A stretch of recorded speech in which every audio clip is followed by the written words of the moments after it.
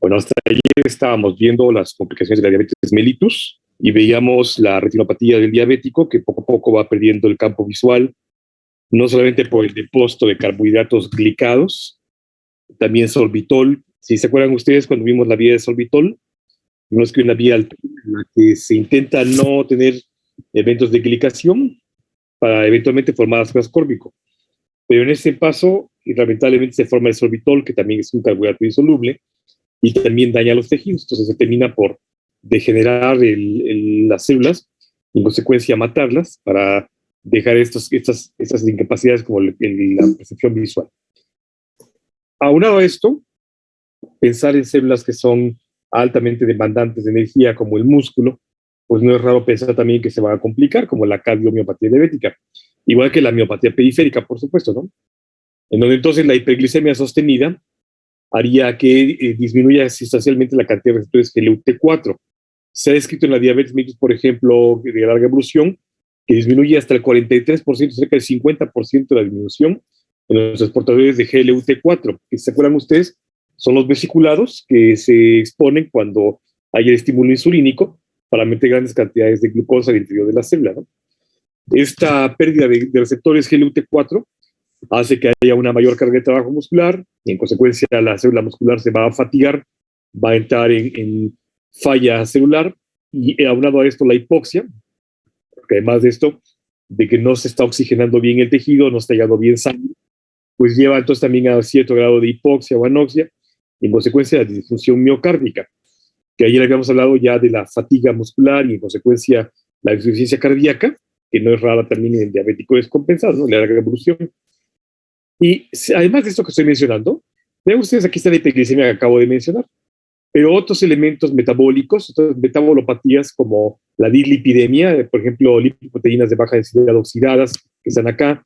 Aquí está la vieja conocida por todos ustedes, que es la angiotensina 2, que se convierte en angiotensina 1, ¿se acuerdan ustedes? El receptor es angiotensina 1, ese es ACE2. Y aquí está la hipertensión también como un efecto mecánico. Cualquiera de esas condiciones, o sea, de hipertensión, factores de estrés, fundamentalmente aquellos que producen vasodilatación o vasoconstricción, las dislipidemias y la hiperglicemia van entonces a complicar sustancialmente el estado metabólico del paciente. De tal manera que todo esto lleva a que el NADP, que originalmente es un elemento importante para la biosíntesis, fundamentalmente lipídica, se convierte en NAD y en esta conversión libera radicales libres, que son especies reactivas de oxígeno, que finalmente se unen, por ejemplo, al agua con el oxígeno molecular y en consecuencia forman otros elementos que son radicales libres, intentando, no es malo, lo que están intentando es reparar, regenerar, darle sostén a un epitelio que está sufriendo, ¿de acuerdo? Pero en este intento de sostén, lamentablemente, pues nos produce daño, o sea, empeora las funciones de daño. Entonces, lamentablemente es así la historia, ¿no? En la que por querernos curar, pues nos hacemos más daño a nosotros mismos. Y eso ocurre justamente a nivel de tejido muscular, tanto muscular esquelético como muscular cardíaco. Y además, esto que estoy mencionando, aquí está, perdón que es en inglés, aquí está todo lo que lo acabamos de dar, ¿no? Las cuestiones de presión arterial, el infarto del miocardio, algunos fármacos, las miocarditis, la cardiomiopatía diabética, todo esto hace que se estimule esta NADPH oxidasa y en consecuencia la generación de radicales libres de especies reactivas de oxígeno que estamos mencionando, entre otras cosas, llevan, vean ustedes, a la apoptosis, la muerte celular que ya habíamos mencionado hace tiempo, la fibrosis, fundamentalmente por la secreción de factor esclerosante, una hipertrofia del corazón, el corazón tiende a crecer de tamaño, en volumen, porque si está latiendo más rápido, es más fuerte, necesita fortalecerse, pero en ese intento de fortalecer, crece de tamaño, que es la hipertrofia, ¿no? Eso pareciera que es bueno, ¿no? Uno dice, bueno, está más fuerte, más grande. Pues no, porque en realidad es un corazón que está creciendo en tamaño y que a la larga va a ser una sobrecarga de trabajo que lo va a llevar a una falla por insuficiencia.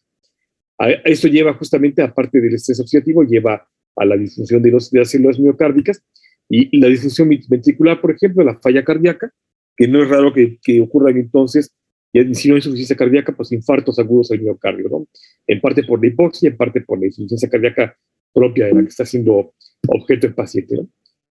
Si hablamos de las disfunciones y ahora hablamos también de las cuestiones sexuales, pues también el paciente diabético que no se controla va a tener serias consecuencias en cuanto a la disfunción eréctil. No solamente por la cuestión neural, porque los carbohidratos glicados van a afectar a la placa neuromuscular y a los nervios periféricos. Así como va a tener insensibilidad periférica, pues sí también va a tener problemas a nivel sexual. Y no solamente eso, vean ustedes, aquí está una de las proteínas clave para la función sexual como tal, es decir, el llenado de las cavidades de sangre en el pene de varón. Entonces, si ven ustedes, aquí está el control, las cantidades de óxido nítrico, esta que es clave para la vasodilatación de las cavidades cavernosas. En el control, aquí está alto. En cambio, en el diabético, de hecho, el control y el diabético, vean como casi es igual, ¿no? No hay mucha diferencia. Es decir, tener la actividad de la enzima pues, hace que sea muy bajita realmente el paciente diabético, ¿no? Y el otro, por ejemplo, la otra inducida, que son dos proteínas muy similares, vean, aquí está el control, que está sumamente alto, y aquí está el diabético, ¿no? Entonces, si ven estos parámetros, significaría que en parte esas proteínas asociadas a la generación de moléculas de vasodilatación, sorpresa, tienen O-N-glucosamina. Si se acuerdan de esta O-N-glucosamina, es el carbohidrato aminado que está presente en la proteína tau, en las proteínas de citoesqueleto, en las nucleoporinas, en fin. Y entonces, así como la neurona sacrifica la N-glucosamina, pues también estas proteínas van a sacrificar sus carbohidratos justamente para obtener glucosa, nitrógeno y acetilos, que son maravillosos, ¿no? Entonces, ese sacrificio, aparte de la degeneración neural, en el sacrificio pues también se van a sacrificar enzimas, proteínas, que son claves para la vasodilatación y el llenado de las cavidades cavernosas del pene. Eso es lo que ocurría en el nervio, no solamente el central, sino también el periférico, que es lo que estoy hablando, ¿no? De manera normal corre una vasa nervorum, es decir, un nervio con sus vasos sanguíneos, así, es lo normal.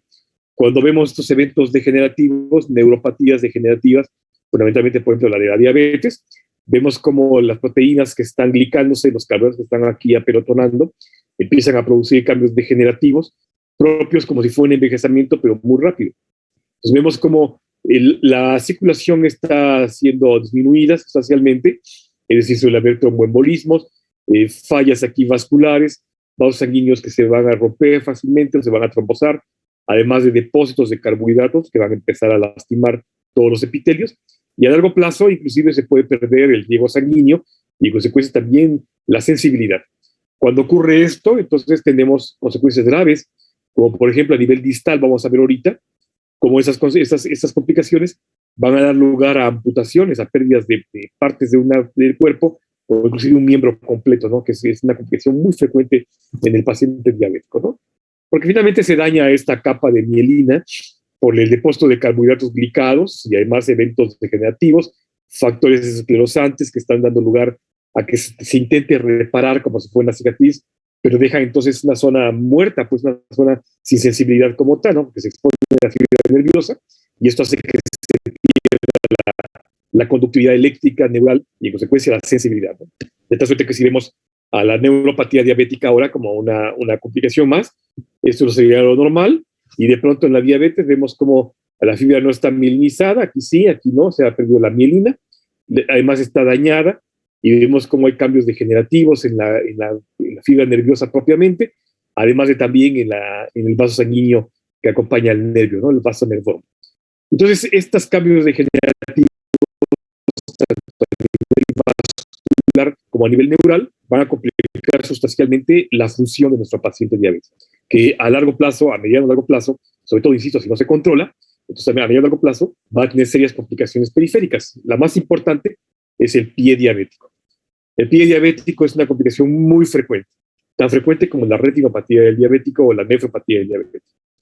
Entonces, este pie diabético es un pie cuyos nervios y cuyos vasos sanguíneos están siendo lastimados y están siendo degradados, o sea, se están degenerando.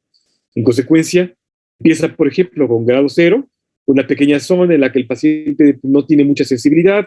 Si el zapato tenía una piedrita o el calcetín se hizo un pliegue o tiene una costura el zapato, pues a cualquiera nos molestaría y nos obligaría inmediatamente a detenernos porque se nos hace una ampolla, ¿no? En cambio, el paciente diabético puede que no lo sienta y en consecuencia, grado 0, bueno, es una lesión cerrada que ya habla de que se está lastimando y no nos hemos dado cuenta. Grado 1 es una lesión superficial, como cuando hemos caminado mucho y se nos pone una ampollita y una lesión roja que arde como quemado, por fricción, por ejemplo. Grado 2, cuando ya hay una exposición de las capas profundas, una úlcera, que es una pérdida de continuidad de la superficie de la piel, pero todavía no está tan profunda.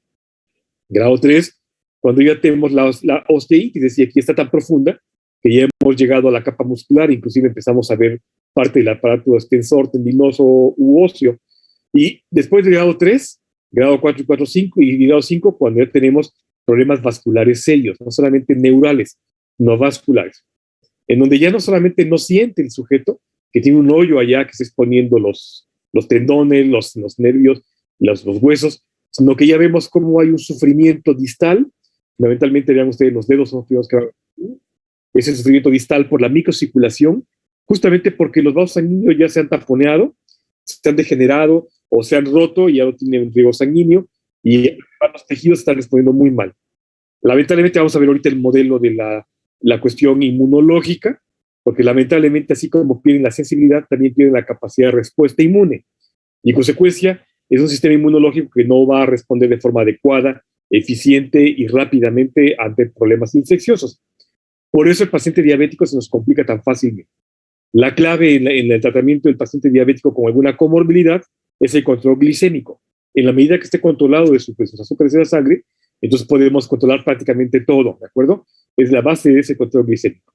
Porque si no, corremos el riesgo de que sin problemas vasculares y en consecuencia se va a necrosar una parte del cuerpo. Problemas neurales y en consecuencia no puede tener buena respuesta neural como tal. Problemas inmunológicos, no podemos combatir una infección, que puede ser una tontería, pero puede ser grave, ¿no? Entonces, el grado 5 sigue una gangrena generalizada, en donde ya ha abarcado todos los tejidos, que están además en un sustrato rico en carbohidratos, que ese sustrato rico en carbohidratos, pues es como un cóctel para las bacterias, para los hongos, que fácilmente proliferan rápidamente, ¿no? Porque tienen nutrientes a más no poder. De otra manera que veríamos así un corte lateral, veríamos así las úlceras. Grado 0, cuando se pone la parte superficial, es una ampolla como la que nos ha pasado cuando caminamos mucho o estamos con una fricción continua en el zapato. Grado 1, si ya empieza a abarcar los tejidos profundos, empezamos a ver el tejido subcutáneo exponerse. Grado 2, cuando ya empieza a ser tan profundo que vemos parte del aparato extensor, inclusive puede haber ya hipersensibilidad a los nervios, si es que todavía están sensibles, ¿no? Grado 3, cuando ya ha abarcado hasta el aparato osteomuscular, que vemos aquí parte de los huesos ya inclusive expuestos o inclusive ya lastimados, ¿no? Necrosados, porque también pierden el riego sanguíneo óseo y en consecuencia se muere el hueso como tal. Entonces, ese sería el pie diabético, que ese sería más o menos grado 0, grado 1, un sujeto con una, insisto, con una pequeña costura en el zapato que no se da cuenta porque no tiene sensibilidad, pasa inadvertida para él, o un pliegue en el calcetín que tampoco se dio cuenta que se hizo, una piedrita en el zapato, una harinita insignificante que estuvo lastimando todo el día que anduvo caminando y se hace esta pequeña lesión grado 0 o grado 1, ¿no? Por eso es muy importante que el calzado del paciente diabético sea calzado especial. De hecho, venden zapatos especiales para el diabético, cuyas costuras están escondidas o son muy suavecitas. La piel es muy flexible, muy blanda, y les permite entonces que tenga una amplia movilidad, sin que tenga pliegues, ni tampoco zonas que puedan lastimar su piel, ¿de acuerdo? Ese sería grado 1, grado 2, donde debería ser una excavación, francamente, pero no es tan mala calidad la fotografía. Grado 1, grado 2, donde vemos ya parte del tejido profundo, inclusive se empieza a ver por debajo del tejido subcutáneo, la parte muscular. Grado 3, 4, donde vemos ya una franca úlcera con un hoyo. Sí, aquí no se ve muy bien, pero si ponemos tensión se vería el aparato extensor, ya para la parte profunda del pie como tal. Grado 3, 4, vean ustedes ya empieza a haber necrosis distal, aquí se ve este dedo que está sufriendo, y vean esta gran úlcera que además ha ido avanzando porque tiene muy mal riego sanguíneo, no llega a adecuada circulación, en consecuencia no llega adecuadamente la sangre, ni los nutrientes para que se repare, en un epitelio que está lleno de carbohidratos y que es rico para las bacterias, y además tiene poca sensibilidad, entonces no hay una buena respuesta como tal del cuerpo, que aunado a esto, las condiciones metabólicas en las que está el paciente pues no ayudan para nada, ¿no? Entonces esta sería ya una úlcera extrema de un paciente diabético, donde ya empezamos a ver la necrosis distal, estos dedos están sufriendo sustancialmente, y estos son los más importantes, que están sufriendo más el problema isquémico del que está haciendo objeto el pie, ¿no? Grado 5, donde ya vemos francamente una gangrena, digamos, es como, inclusive ya está mutilado, ha perdido parte de los dedos del pie, y vean cómo la úlcera ha ido avanzando, el color de la piel es color ocre moraduzco, donde ya se ve que está sufriendo, no tiene buen riego sanguíneo, en consecuencia, no tiene una buena respuesta para la regeneración y la reparación de los tejidos y va a ir avanzando. En esos casos, a veces es necesario amputar inclusive el pie, no solamente desarticular aquí a nivel del maleolo, sino quizás se dice más arriba, donde ya la necrosis ha alcanzado tal punto que si no la quitamos va a seguir avanzando hasta que pierda toda la pierna, ¿no? Entonces más vale perder el pie, perder un dedo, perder parte de la pierna, que perder todo un miembro o perder la vida, ¿no? Grado 4, ven ustedes cómo está aquí la necrosis distal. Este dedo ya está prácticamente perdido, ya es un cadáver, ¿no? Si lo tocamos, si lo olemos, ya huele a carne en descomposición. Y vean cómo hay zonas de necrosis distales, ya todo eso está muerto prácticamente. Entonces, si lo tocamos, es inclusive gelatinoso, por el estilo, que ya perdió parte de la zona más distal, ¿no? Pero este ya está prácticamente perdido. Y si ven la zona por debajo de esto, esta zona violácea, igual que este dedo, esta zona violácea nos habla de sufrimiento. Esa zona, a partir de acá, además del tercio distal del pie, la zona del tercio distal ya está sufriendo. Ya nos da cuenta que a nivel vascular ya no tiene buen riego sanguíneo y en consecuencia se está haciendo una estasis, se queda ahí atrapada sangre, que no tiene un buen retorno venoso, tampoco está llegando buena sangre y pues se ve violáceo, está sufriendo, ¿no? Hagan de cuenta que estrangulamos el pie, entonces veríamos una zona así violácea oscura, donde se ve que está ya sufriendo el pie y eventualmente esto si no lo corregimos, no lo mejoramos, sobre todo la glicemia, insisto, la nivel de glucosa en sangre, este pie va a sufrir a grado tal que tengamos que amputar parte o todo el pie, ¿no? Necrosis distales, igual grado 4 o 5. Aquí está la necrosis distal, aquí pues ya perdió uno de los deditos, vean ustedes acá, y a pesar de que lo perdió, vean cómo sigue la necrosis. Esta pérdida de la parte más distal de este dedo, del tercer dedo, si ven ustedes, no fue amputación quirúrgica, sino que está prácticamente mutilado, ¿no? O sea, este igual ya va para allá. Esta región negra, si la tocamos, se siente como una costra y si la seguimos apretando, se pone gelatinoso y sale un líquido chocolatoso, apestoso, ¿no? Que es ya justamente el tejido necrótico en descomposición. Y eventualmente esta parte con un tropezoncito o algo que lo mueva mucho, se va a desarticular como este dedo y va a perder esta parte distal también, ¿no? Entonces aquí también ya está sufriendo, ¿no? Y por debajo de esto igual, vean ustedes esta zona que se ve con un sufrimiento, está isquémica, ya no tiene riego sanguíneo, está violácea de que está intentando regenerar, tiene estasis vascular, vean aquí está también el sufrimiento vascular en el tercio distal del pie. Esos dedos quizás se salvan, ¿no? Quizás porque no les ha llegado tanto el sufrimiento y sin embargo vean acá, ya se ve que está inflamado, que tiene sufrimiento también igual que estos dos dedos que son los más críticos en este paciente, ¿no? En fin, pues todas estas son pie diabéticos, que es una de las complicaciones más frecuentes que ustedes van a ver en la clínica, que lamentablemente es muy difícil de controlar, sobre todo, insisto, por los niveles de glucosa, ¿no? Aún con el paciente controlado, cuando ya están en esas condiciones, es muy complicado porque no tiene un buen riego sanguíneo, ya tiene un daño vascular o neural que no permite una buena regeneración, además de que está con complicaciones agregadas como infecciones, en fin, ¿no? Todos son pie diabéticos que estoy mostrando, de grados 4 o 5, que son las formas más comunes en las que vemos, ¿no? No solamente es el pie, es muy frecuente el pie diabético, de hecho se llama así, el pie diabético, es muy frecuente, pero vean ustedes la mano, por ejemplo, igual en pacientes que no se controlan, pues la parte más distal, como las manos, pues también son susceptibles de sufrir partes de necrosis o ulceraciones severas en el paciente que no se cuida, ¿no?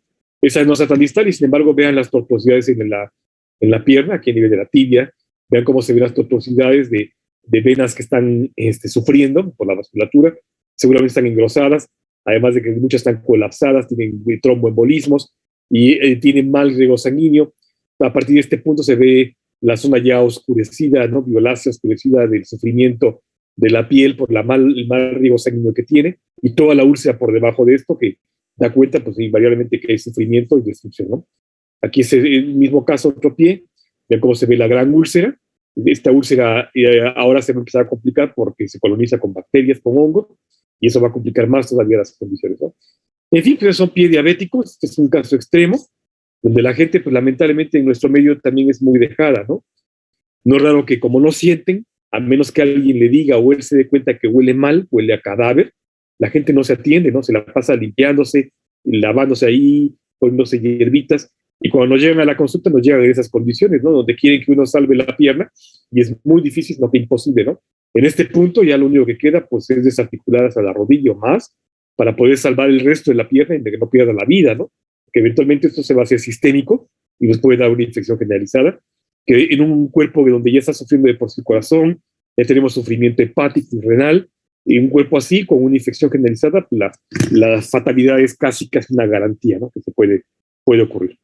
En fin, pues estos chicos, la complicación también más frecuente, aparte de la retinopatía del diabético, que es el pie diabético como tal, ¿no? Está muy mala calidad de sistema. Ahora, desde el punto de vista inmunológico, mencionaba yo que es un problema también la defensa, la respuesta inmunológica del paciente diabético, ¿no? Porque si piensan, por ejemplo, en las bacterias que llegaron porque hicimos una lesión en el brazo, de pronto nos caímos en la regadera y tenemos una infeccióncita por allá que quedó expuesta, o lo lastimamos en el jardín, o nos tropezamos, lo que sea, cualquier lesión que pone entonces en continuidad el exterior con el interior y que nos hace que entren bacterias en nuestro cuerpo. Lo normal ante estas bacterias es que ellas mismas desencadenan señales y las células que están siendo infectadas desencadenan señales de alarma, de estrés, ¿de acuerdo? O sea, es una señal química que inmediatamente avisa al cuerpo que algo está mal. Oye, ¿ya viste que entraron por tal lugar? Tenemos una violación al perímetro en tal punto del cuerpo. Entonces, estos elementos químicos viajan a la circulación como mensajeros químicos tal cual que son y llaman a células inmunológicas. Fundamentalmente las células de defensa humoral, las innatas, como macrófagos, polimorfonucleares, neutrófilos, ¿de acuerdo? Que son los primeros que son llamados al campo de batalla para poder solventar la invasión bacteriana, viral, micótica, lo que sea, ¿de acuerdo? Después ellas van a presentar antígenos a células T para que sea una respuesta más poderosa, más robusta, que además deje memoria. Ese es el objetivo de las vacunas, ¿de acuerdo? Pero el primer punto es esta respuesta humoral por células innatas, ¿de acuerdo?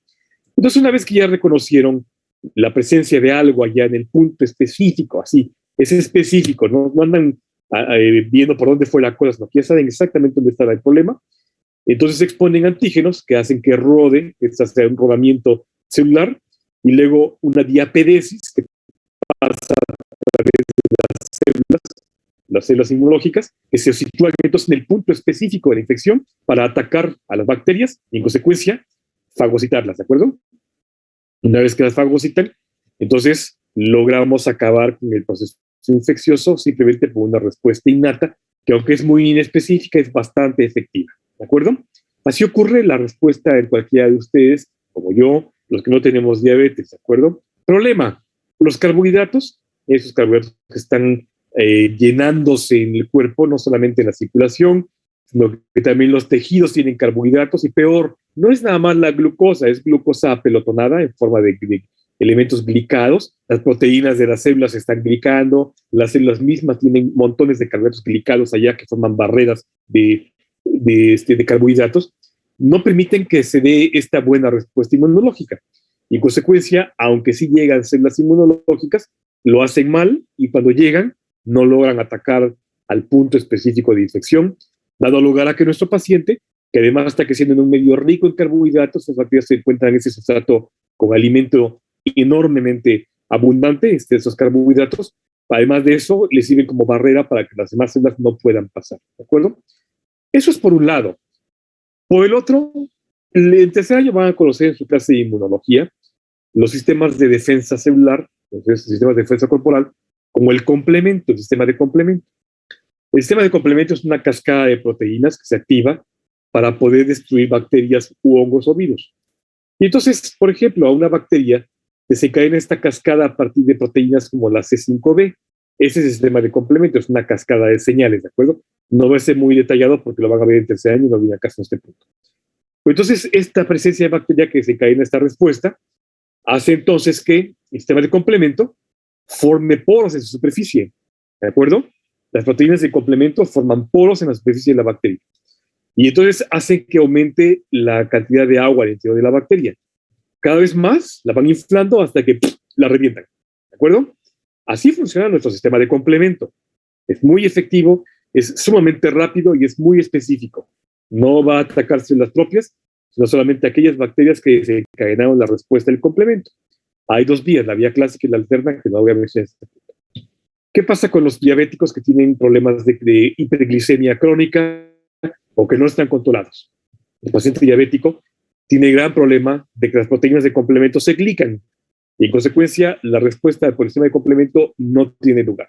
Entonces, si tenemos una mala respuesta humoral, que es la primera línea de defensa por macrófagos, polimorfos nucleares, neutrófilos, y además la respuesta efectiva de proteínas como el complemento, nos deja completamente expuestos a las infecciones y vulnerables, ¿no? Con una incapacidad, una discapacidad muy severa para la respuesta inmunológica, ¿no?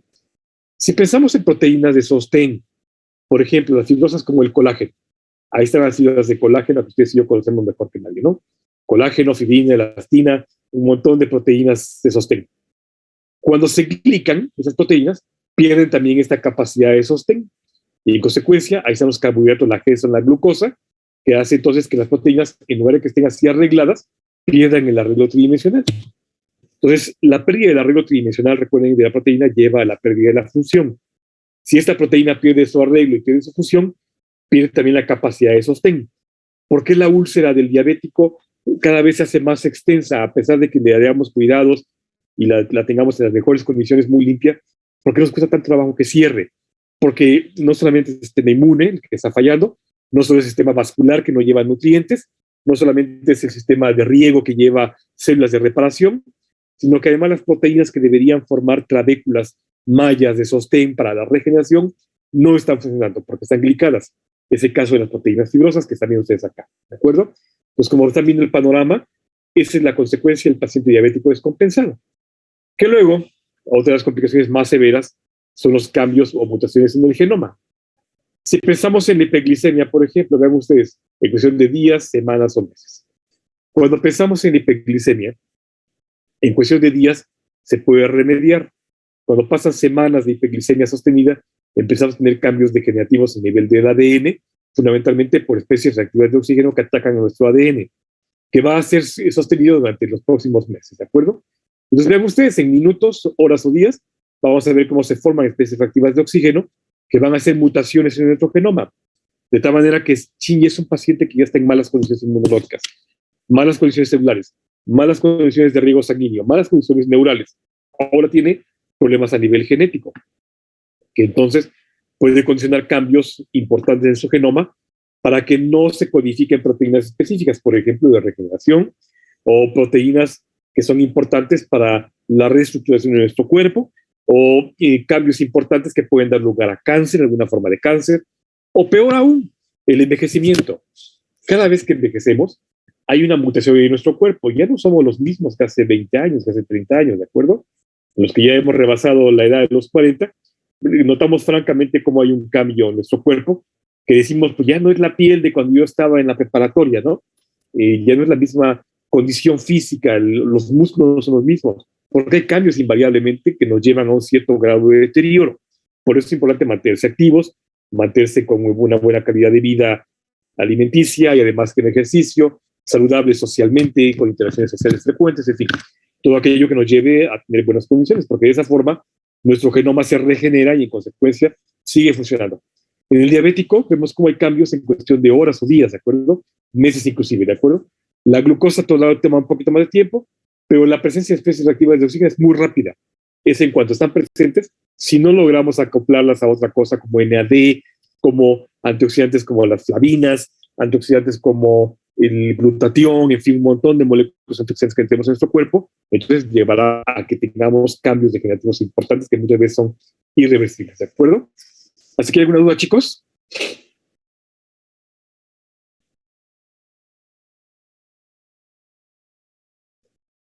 Todo bien, doctor. Todo bien, doctor. Bueno, entonces, en resumen, estas glicaciones por exceso de glucosa, recuerden que la glucosa cuando se acumula se pegostea por reacciones oxidorreductivas y da lugar entonces a estos eventos de glicación. Esta hiperglicemia que lleva a especies reactivas de oxígeno con glicaciones intracelulares y extracelulares que llevan entonces a las fallas de proteínas de matriz, como las proteínas fibrosas, y proteínas de anclaje celular como integrinas, las que mantienen íntegras célula con célula para que no se puedan desacoplar. Si fallan, entonces las células se desacoplan y en consecuencia se van a aislar, se van a degradar, el tejido se va a hacer como si fuera gelatinoso, no mantiene una estructura adecuada tridimensional, en fin, todo esto que además lleva la falla endotelial, la falla inmunológica, y todo justamente por la hiperglicemia y por las complicaciones de esta misma, ¿no? La glicación, que es lo que estaba hablando, que lleva entonces el producto producido por la hiperglicemia, lleva a la producción de especies reactivas de oxígeno, que son especies reactivas de oxígeno, que lleva a radicales libres, en consecuencia a respuestas inflamatorias crónicas, ¿no? Entonces, fíjate que, por ejemplo, proteínas como la alfa cristalina, que se glica, produce la catarata del diabético. La catarata del paciente diabético también es muy frecuente. La opacidad del cristalino es muy frecuente por degeneraciones de la alfa cristalina que está presente ahí en el cristalino. La hemoglobina, pues falla en la oxigenación y en consecuencia hipoxia o anoxia en algunas zonas del cuerpo. La osteocalcina en el hueso lleva entonces a osteopenia, enfermedades por degradación del hueso, u osteoporosis, que lleva francamente a la porosidad del hueso por pérdida de mineral, pero puede acoplar el calcio. Y ni se diga la albúmina, que es nuestra esta esponja celular por excelencia, ¿no? Que logra acoplar un montón de cosas, ¿no? Si se acuerdan ustedes, la albúmina es multifacética, multifuncional, ¿no? Y lo más importante es que mantiene la constante oncótica en nuestro plasma y en los tejidos. Si se glica la albúmina, entonces perdemos esa capacidad, no solamente de defensa, de transporte de fármacos. En el paciente diabético los fármacos no se transportan igual, por tanto la respuesta farmacológica no es la misma. A veces le damos un fármaco una dosis específica, por ejemplo, un antibiótico, y no vemos la respuesta tan adecuada, no solamente porque no tiene buena respuesta celular, sino porque los metabolitos del fármaco no se transportan de forma adecuada por la albúmina, y en consecuencia tiene concentraciones plasmáticas muy altas mucho tiempo, y no se transforma en lo que queremos, del metabolito activo, ¿no? La colágena, anfoterina, amiloide beta, todo esto que lleva entonces a la degeneración celular corporal y por tanto a las complicaciones que estamos hablando, ¿no? Voy a estar esto porque no viene el caso. Porque algo que vamos a ver ya en el próximo bloque, a partir de la próxima semana que veamos el bloque de lípidos, es la aterosclerosis. En primer lugar, quiero distinguir dos términos. La arterioesclerosis, que está en negrilla, contra la aterosclerosis. La arterioesclerosis es el engrosamiento de la arteria. Esto que están viendo ustedes aquí. Hay tres tipos de cambios en las arterias que nos lleva a la endurecimiento, la arteriosclerosis. La hialina, que es esta que ven ustedes acá, en donde se forma una capa gelatinosa entre la luz vascular y las fibras musculares vasculares. Esta hialina es justamente proteínas que están ahí depositándose como gelatina en el ínter entre la capa muscular y la luz vascular. La hiperplásica, recuerden que hiperplasia significa aumento en el tamaño, pero en número de células. Entonces, la hiperplásica, que lleva justamente al aumento de células fundamentalmente musculares de la vasculatura, y hace que sea muy dura, pero porque tiene mucho músculo, ¿de acuerdo? Eso no es tan bueno porque no se logra distender adecuadamente, está engrosado, y se constriñe muy rápido y muy fuertemente, o sea, provoca vasoconstricción severa y no se distiende tan rápido. Y la tercera es la calcificada, en donde vemos cómo se depositan minerales, fundamentalmente calcio, aquí fundamentalmente en la íntima vascular, que lleva entonces a que también se endurezca. Esta arterioesclerosis es producida por lípidos altos, dislipidemias, por la diabetes mellitus, por hipertensión arterial crónica, por fallas en el riñón, nefropatía que hace que aumente el volumen circulatorio, el tabaco y sus productos tóxicos también producen que se depositen aquí en las arterias y van endureciéndolas, y un montón de otras enfermedades que están asociadas con el endurecimiento arterial, entre otras también el envejecimiento.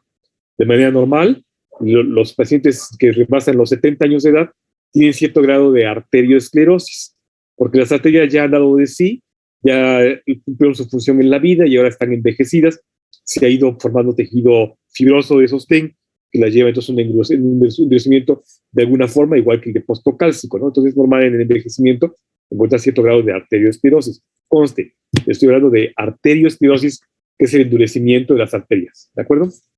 Aquí está la hialina, de hecho aquí está el dibujo, vean cómo se deposita aquí esta proteína en el espacio entre la luz y la muscular. Aquí está en un corte histopatológico, vean cómo aquí se ve la superficie proteinácea hialina, que parece como una gelatina acá, pero son proteínas finalmente. Aquí están cambios histológicos también, esta es la biopsia renal, vean cómo aquí está la luz vascular, y todo esto es el depósito hialino con las fibras vasculares acá, ¿no?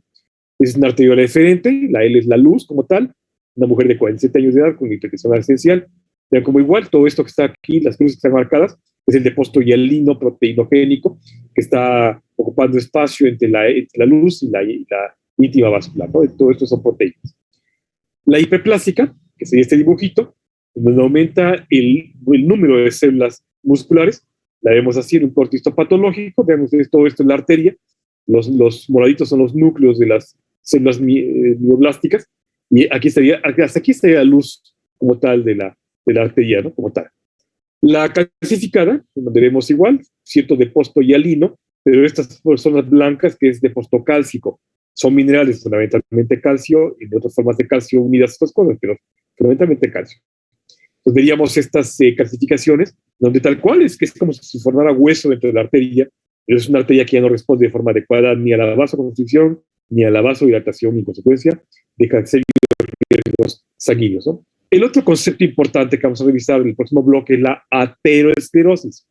La ateroesclerosis es esta progresión de lo normal, aquí está la muscular, aquí está la íntima, aquí está la luz, de lo normal, de pronto vemos como entre el endotelio y la muscular se empieza a depositar cosas, por ejemplo, lípidos.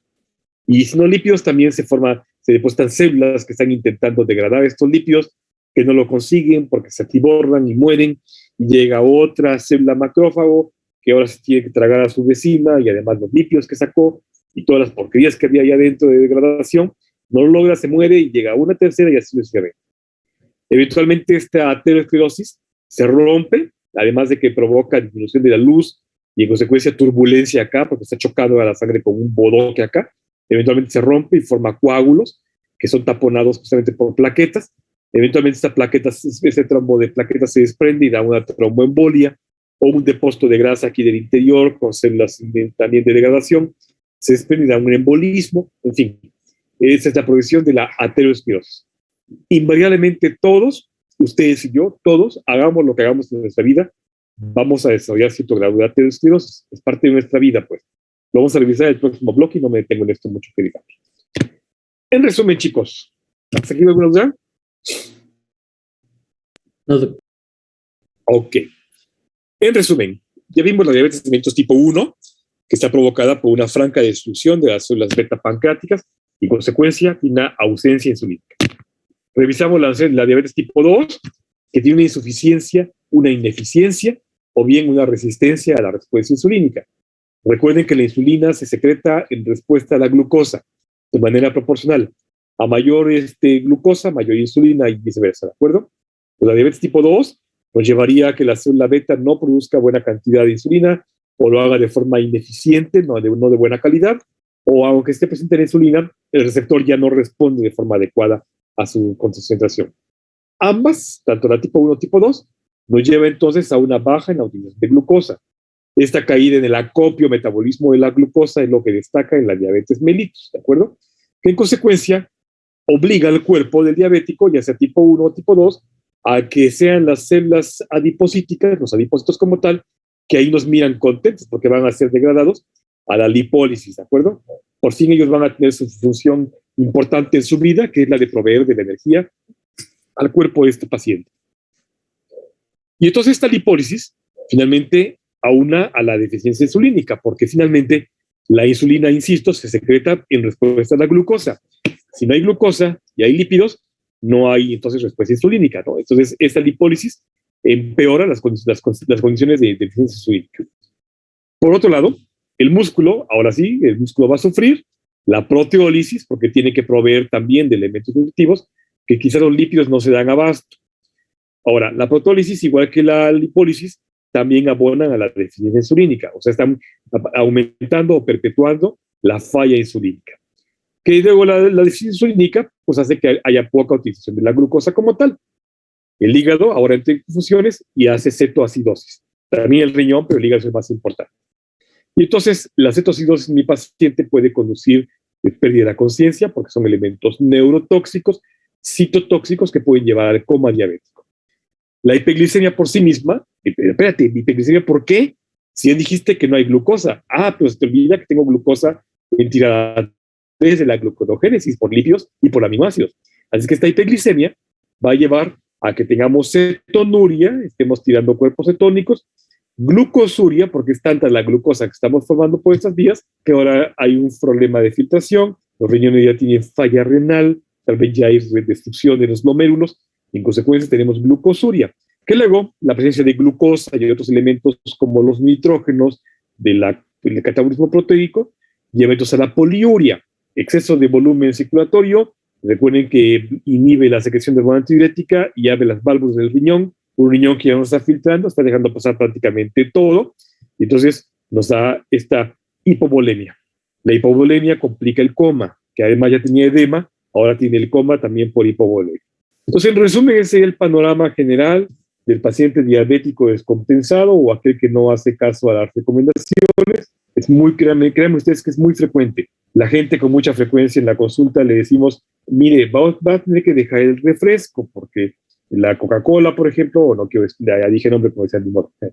Los refrescos, cualquiera que sean ellos, tienen grandes cantidades de azúcares, entonces no es saludable para su cuerpo.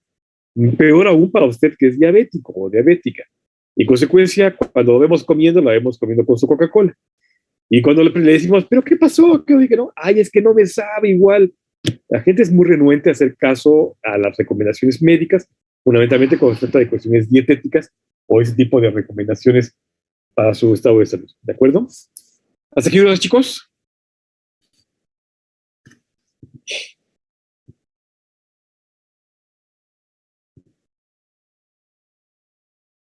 Ok. Bueno, para terminar la clase, otras formas de diabetes que vamos a estar conociendo es la diabetes gestacional. Esta diabetes es muy particular porque se presenta en la mamá que tiene a un bebé en su vientre. Es muy frecuente en el tercer trimestre del embarazo, aunque se han reportado casos del segundo trimestre. A partir del segundo trimestre, el crecimiento del bebé prácticamente es solamente así. Va a crecer pues a partir del segundo trimestre. En el primer trimestre se forma, hace las detallado el bebé, y a partir del segundo trimestre solamente va a crecer y a ganar peso. Entonces es muy frecuente que en el segundo, pero más en el tercer trimestre, se presente la diabetes mellitus gestacional. Se llama así, insisto, porque está presente durante el embarazo. Una mujer que no se sabía diabética o que no era diabética y que de pronto durante el embarazo, caramba, se vuelve diabética, ¿no? Muchas veces, cuando ya nace el bebé y todo se recupera bien, vuelven a la normalidad, otras se quedan diabéticas. Una característica del embarazo diabético es que son productos muy grandes, más de 4 kilos. Aquí están viendo un bebé recién nacido contra un bebé de peso normal. Este bebé que llega a pesar más o menos unos 2,500, 3 kilos, el bebé de una mujer diabética llega a pesar más de 4 kilos y se llaman productos macrosómicos. Macro de grande, somía de crecimiento. Entonces estos productos macrosómicos son de más de 4 kilos.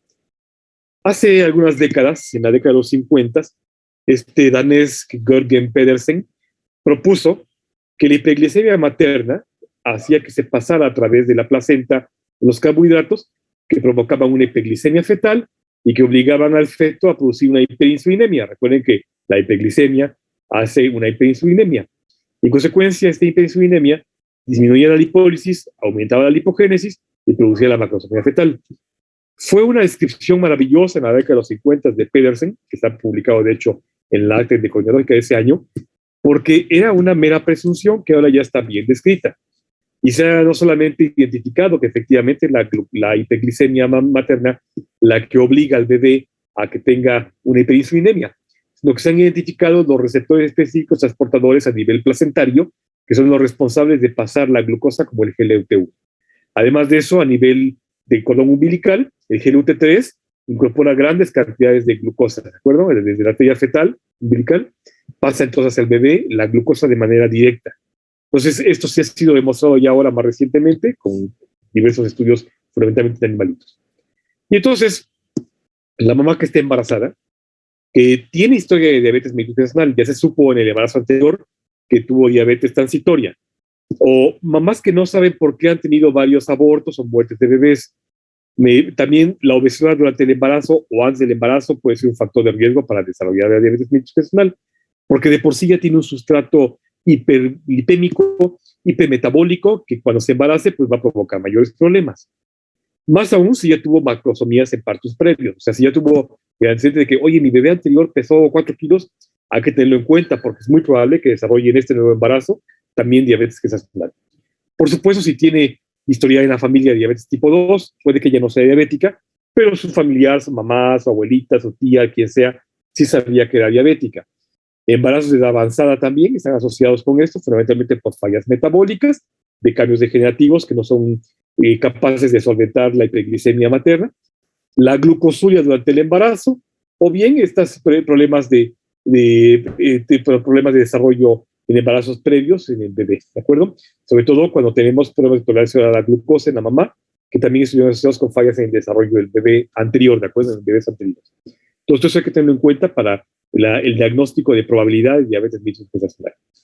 Y entonces, si pensamos en eso, también está asociado con algunos grupos étnicos, el sedentarismo, la obesidad,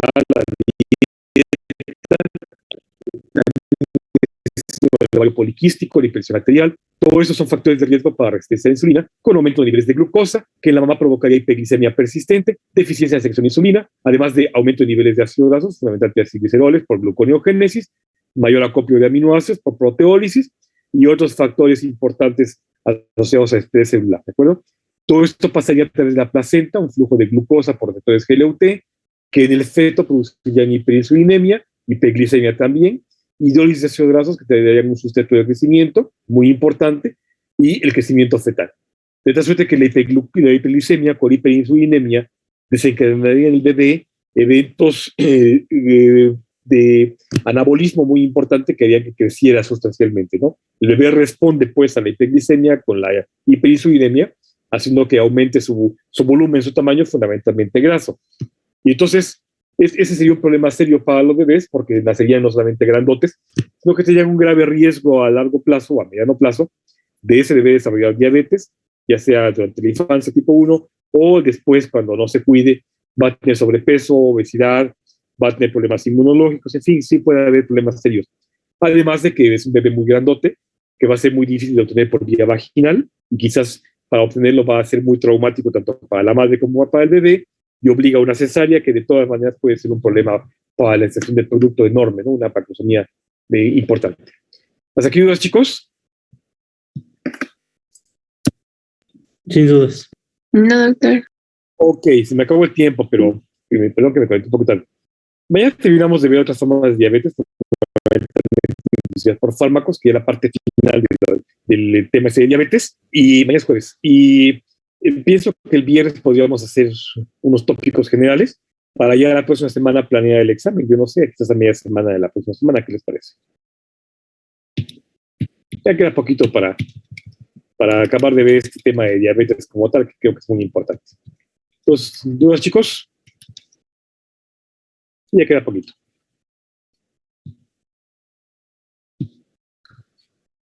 Ok, entonces, no hay más que comentar. Mi foto, por favor. Ya llevamos la foto ciento y tantos. Hola, Gaby. Hola, Ale. Dani. Hola, José Ángel. Jocelyn. Amelie. Sofi. Yesamin. Y los demás que no tengo el gusto de ver. Bueno, va mi foto. Gracias. Muchas gracias, chicos. Cuídense mucho. Nos vemos mañana, por favor. Gracias. Gracias, doctor. Mañana, doctor. Gracias a ustedes. Hasta mañana. Veo bonita tarde. Igualmente ustedes. Gracias.